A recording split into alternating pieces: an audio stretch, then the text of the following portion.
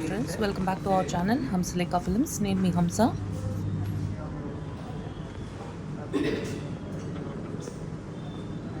Sweet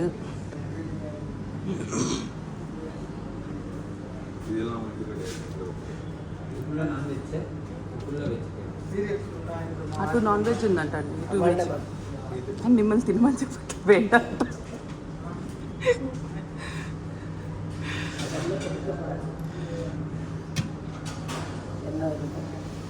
ఇక పోహా ఉంది, పొంగల్ ఉంది, ఇడ్లీ.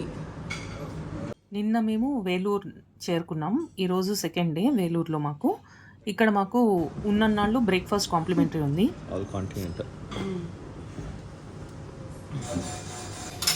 ఇక్కడ బ్రేక్ఫాస్ట్ చేసేసి మార్నింగ్ మాకు చిత్తూరులో చిన్న వర్క్ ఉంది, నేను సంతోష్ వెళ్ళేసి వస్తాము. ఈవినింగ్ అయితే మేము జలకంఠేశ్వర స్వామి దేవాలయానికి వెళ్దాం అనుకుంటున్నాం. వేలూరు ఫోర్ట్ టెంపుల్ అని కూడా అంటారు దాన్ని. మనం హైదరాబాద్ నుంచి వేలూరు వచ్చేటప్పుడు మనకి మార్గమధ్యంలోనే కనిపిస్తుంది రోడ్డు మీదకి వేలూరు రాగానే. నేను పర్లేదు ఇప్పుడు మనం జలకంఠేశ్వర స్వామి దేవాలయం ఫోర్ట్ టెంపుల్కి అయితే చేరుకున్నాం. మేము ఆటోలో వచ్చాము. మేము దిగిన బెన్స్ పార్క్ హోటల్ నుంచి అయితే ఇది 2.5 కిలోమీటర్ల దూరంలోనే ఉంటుంది. సుమారుగా 5 నిమిషాలు పడుతుంది ఆటోలో. ఇప్పుడు మనం చూడబోయే దేవాలయం విజయనగరం కాలం నాటి ఆలయం, వేలూరు కోటలో ఉంటుంది. ఇది ఆర్కియాలజికల్ సర్వే ఆఫ్ ఇండియా నియంత్రణలో ఉంది. గోల్డెనా? మేబీ ఏమైనా ఉత్సవాలకి తీసుకొచ్చారేమో.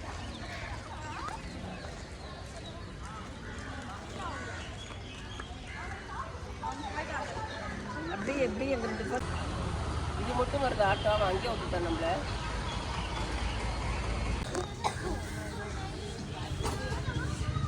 எவ்வளோ? 30 60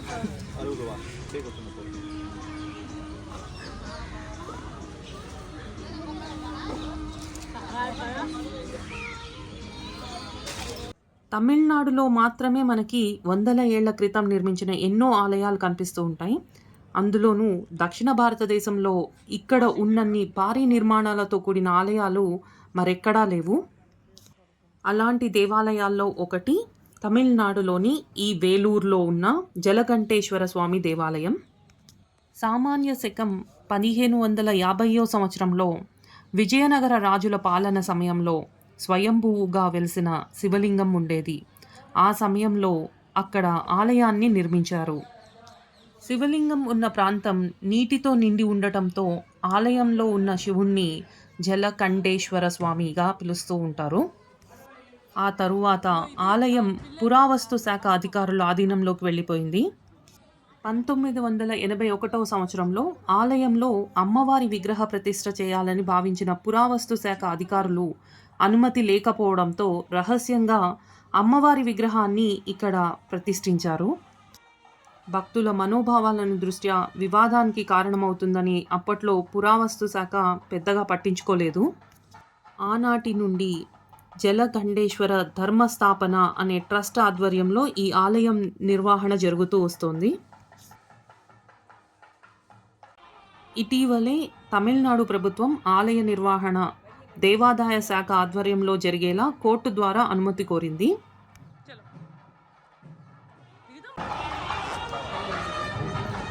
మీకు విష్ణు సహస్రనామం వస్తుందా ఆంటీ మీకు?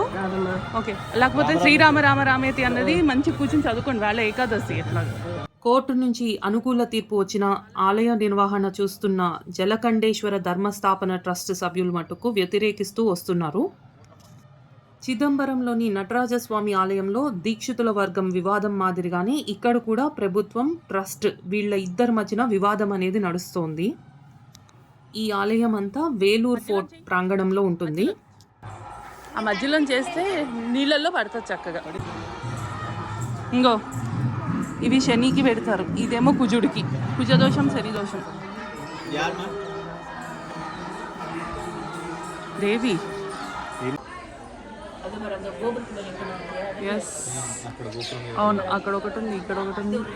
వాళ్ళ ఏకాదశి మంచిగా చూస్తే. రేపు చిలుకు ద్వాదశి. ఏకాదశి రోజున చిలుక కనిపిస్తే చాలా మంచిది. రాముడి స్వరూపం అంటారు.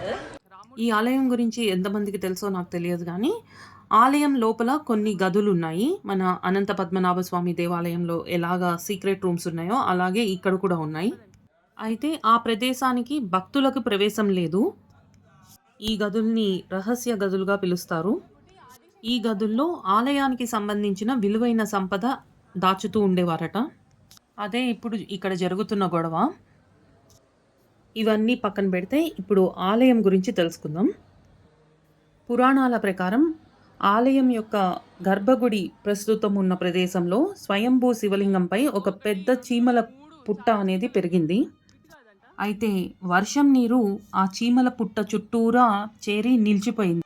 అప్పుడు విజయనగర పాలకుడైన చిన్న బొమ్మి నాయక అనే వ్యక్తికి ఒక కల వచ్చింది.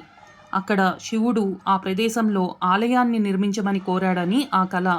ఆయనకు కల వచ్చిన ప్రకారం చిన్ని బొమ్మి నాయక అనే ఆయన పుట్టను వెతికి అక్కడ శివలింగాన్ని కనుగొన్నాడు. సామాన్య శకం 1550వ సంవత్సరంలో ఈ లింగాన్ని కనుగొన్నారు. ఆ సమయంలో అక్కడ ఆలయాన్ని నిర్మించారు. అఖిలాండేశ్వరి సమేత జలకంఠేశ్వర స్వామివారు ఇప్పుడు చూస్తున్న ఫోటో. ఇక్కడ స్వామివారికి జలకంఠేశ్వరర్ అనే పేరు ఎలా వచ్చింది అంటే జల అంటే జలం, నీరు అని అర్థం. ఖండేశ్వరర్ అంటే దానిలో దొరికిన అని అర్థం. కాబట్టి అలా జలకంఠేశ్వరర్ అనే పేరు వచ్చింది స్వామివారికి. ఈ ఆలయాన్ని విజయనగరం రాజు సదాశివదేవ మహారాయ 1540 నుంచి 1572 సామాన్య శకం కాలంలో నిర్మించారు ఈ దేవాలయాన్ని. పూర్వం ఇక్కడ అఖిలాండేశ్వరి అమ్మవారి విగ్రహం కూడా ఉండేది. కానీ 20వ శతాబ్దంలో కొన్ని దాడులు జరిగి ఆ విగ్రహం అయితే విరిగిపోయిందట. ప్రతి దేవాలయంలో మేమైతే దీపాలు వెలిగిస్తాం. అందులోనూ ఈరోజు కార్తీక మాసంలో ఏకాదశి కాబట్టి మేము 365 ఒత్తులు వెలిగిస్తున్నాం ఇక్కడ. జలకంఠేశ్వర దేవాలయం విజయనగర శిల్పకళకు చక్కటి ఉదాహరణ. ఆలయానికి కట్టిన గోపురం, గొప్పగా చెక్కబడిన రాతి స్తంభాలు, పెద్ద చెక్క ద్వారాలు, అలాగే శిలలపై చెక్కిన శిల్పాలు. ఈ విజయనగర శిల్పాలు సౌందర్యరాజ పెరుమాళ్ ఆలయం, తాడికొంబు, కృష్ణాపురం వెంకటాచలపతి దేవాలయం, శ్రీవిల్లిపుత్తూర్ దివ్యదేశం, అలాగే అళగార్ కోయల్లో ఉన్న శిల్పాలను పోలి ఉంటాయి. ఇక్కడ ప్రధాన గోపురం 100 అడుగుల కంటే ఎక్కువ ఎత్తులో ఉంటుంది. ఈ ఆలయంలో రాతి స్తంభాల మండపం కూడా ఉంది. అద్భుతమైన శిల్పాలను అక్కడ చూడొచ్చు. ఈ ఆలయం నీటి తొట్టె మధ్యలో నిర్మించబడింది. ఆలయం చుట్టూ ఒక దండ వంటి నీరు ఉంటుంది. ఈ వాటర్ ట్యాంక్ చుట్టూ కొలత 8000 అడుగులు.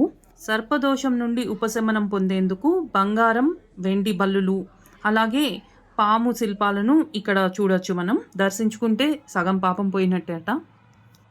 ఆలయంలో ఉన్న కళ్యాణ మండపంలో ఎద్దు మరియు ఏనుగు 2 ముఖాల శిల్పం ఉంటుంది.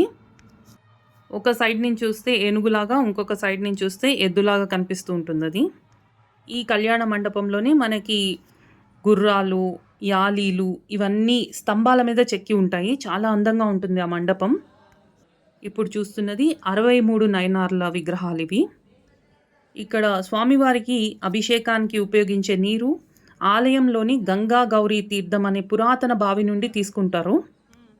ఇంకొక మిరాకిల్ ఉంది. నంది విగ్రహం వెనకాల మట్టి దీపం ఉంటుంది. కొంతమంది దానిపై చెయ్యి వేస్తే అది తిరుగుతుందని చెప్తూ ఉంటారు. తమ కోరికలు తీరినట్లే తిరుగుతున్నట్లయితే అని చెప్తారు. కోటలోని ప్రాంగణం అంతా పెద్ద పెద్ద మర్రి చెట్లు, రావి చెట్లతో నిండి ఉంటుంది. ఎంతో గంభీరంగా తరతరాల చరిత్రను తమలో దాచుకున్నట్లుగా మౌన ముద్ర దాల్చిన ఋషుల్లాగా ఏ భావం లేక కదలక మెదలక నిలబడి ఉంటాయి. ఈ కోటలోనే మ్యూజియం కూడా ఉంది. ఇక్కడ మ్యూజియంలో రాజులు వేసుకున్న దుస్తులు, వారు వాడిన పాత్రలు, ఇంటి వస్తువులు ఇలా ఎన్నో విభాగాలుగా వారిని పెట్టారు. ఏనుగు దంతాలతో చేయబడిన చెస్ బోర్డు ఇవన్నీ చూపిస్తారు. మీరు అన్నీ చూడొచ్చు. ఇక్కడ విజయనగర సామ్రాజ్యపు కాయిన్స్ కూడా చూడొచ్చు. అసలు ఈ ప్రాంతంలో శివలింగం ఎందుకు ఉంది అంటే దానికి కూడా ఒక కథ ఉంది. అత్రిముని ఇక్కడ శివలింగం ప్రతిష్ఠించి పూజించుకునేవారట. తర్వాతి కాలంలో 1500వ శతాబ్దంలో మనకి గుడి కట్టారు విజయనగర సామ్రాజ్యపు వాళ్ళు. ఇప్పుడు నేనున్నది కళ్యాణ మండపంలో. పైన కార్తీక మాసంలో పౌర్ణమికి ముందు వచ్చే చంద్రుడు. ఈ దేవాలయాన్ని ఉదయం 6:30 తెరుస్తారు, మధ్యాహ్నం 1 గంటకి మూసివేస్తారు, మళ్ళీ సాయంత్రం 5 గంటలకి తెరిచి 8:30 మూసివేస్తారు.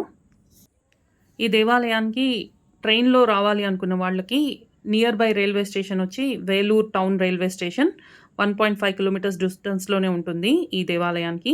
ఇంకొక రైల్వే స్టేషన్ వచ్చి కాట్పాడి జంక్షన్ 6 కిలోమీటర్ల దూరంలో ఉంటుంది. ఇలా ఈసారి మా వేలూరులో ఫోర్ట్ టెంపుల్ జలకంఠేశ్వర దేవాలయం దర్శనం అయితే చేసుకున్నాం. ఎన్నోసార్లు మేము అరుణాచలం వెళ్ళినప్పుడల్లా ఈ దేవాలయం ముందు నుంచే వెళ్ళేవాళ్ళం. నెక్స్ట్ టైం వచ్చినప్పుడు చూడాలి అనుకునేవాళ్ళం. ఇప్పటికి తీరింది ఈ దేవాలయం చూడ్డానికి. స్వామి ఇన్నాళ్ళకి అనుగ్రహించారు మమ్మల్ని. దర్శనం బాగా జరిగింది. ఇప్పుడైతే మేము హోటల్కి బయలుదేరుతున్నాం. దేవాలయం ఓవర్ వ్యూ అయితే ఇట్లా ఉంటుంది. కోట చుట్టూరా కోట ఉండి మధ్యలో మనకి దేవాలయం కనిపిస్తుంది. ఇది వ్యూ అనమాట. పగటిపూట చూస్తే ఇట్లా కనిపిస్తుంది. నైట్ మేము డిన్నర్ అయితే మేము దిగిన హోటల్లోనే, బెన్స్ పార్క్ హోటల్లోనే వేలూరులో చేస్తున్నాము. ఫుడ్ తినేసి ఇంకా రూమ్కి వెళ్ళి పడుకుని రేపు మార్నింగ్ మేము కులదైవం దేవాలయానికి వెళ్తున్నాము. అలాగే రిటర్న్లో కార్తీక మాసం కాబట్టి అరుణాచలం దేవాలయానికి వెళ్దాం అనుకుంటున్నాం. రష్ లేకపోతే లోపల వరకు వెళ్తాం, ఎందుకంటే ట్రాఫిక్ జామ్ ఎక్కువ ఉంటుంది ఇప్పుడు కార్తీక మాసం కాబట్టి.